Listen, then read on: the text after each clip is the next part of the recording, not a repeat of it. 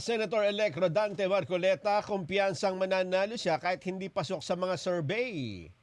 Nagpasalamat naman siya sa ating mga kababayan na voluntaryong nagbantay sa kanyang boto. Weng de la Puente, detalye.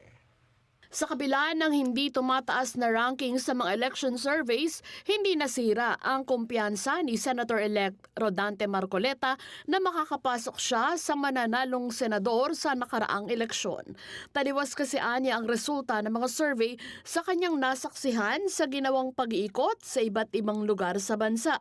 Halimbawa na rito ang pagdumog sa kanya ng mga tao. Pero yung nararamdaman ko kasi, hindi pwedeng ipagkamali yun eh. Hindi naman, ala naman akong daladalang perang ipinamimigay, kaya ako Ayun na nga hinahabol po, eh. isa pa po yun, oo. Oo, isa naman lang kung may pinamimigay ako ng kahit hopya lang, kaya ako hinahabol. Hindi eh. Sabi ko, pagka ganito yung indication, palagi ko nga ako, may papanalo natin ito. Bagamat umaasa siyang mananalo, hindi raw niya sigurado kung ano ang kaniyang magiging ranggo. Malaking suporta ang nakuha ni Marcoleta sa Mindanao, pero nag-deliver din ng boto sa kanya ang Visayas, lalo na sa Tacloban kung saan pumangatlo siya sa ranking. Hindi ko alam kung anong magiging bilang ko, pero nung nandun na yung 1 month na lang kasi, napapansin ko na sa bawat lugar na puntahan ko, talagang maramihan yung mga taong dumadalo sa mga rallies. Opo. Meron nga ang pagkakataon kung hindi ako nagkakamali hindi naman sa liwasang Bonifacio na, ang dami kasi ng rally namin Opo, opo. Alam mo ba na ginawa nila akong pinakahuli na magsasalita?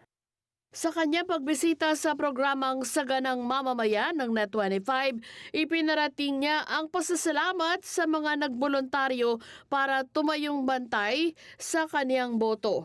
Higit na ipinarating ni Marcoleta ang pasasalamat sa buong suporta na ibinigay sa kanya ng Iglesia ni Cristo. Dito ko unang sabihin ang aking pagpapasalamat sa lahat po ng ating mga kababayan na bumoto, tumulong sa inyong lingkod. Lalong-lalo na po ang Iglesia ni Cristo sa pamagitan po ng ibinigay na suporta ng tagapamahalang pangkalahatan, ang kapatid na Eduardo Manalo. At yan po ay hindi ko po makakalimutan habang ako'y nabubuhay. At marami rin pong iba na mga naging kasama ko pong tumulong sa akin, hanggang sa may panalo po natin ay may pagtagumpay, yung minimithi po nating posisyon na inaakala ko po na magagamit natin sa lalo pang tapat na paglilingkod sa ating bansa.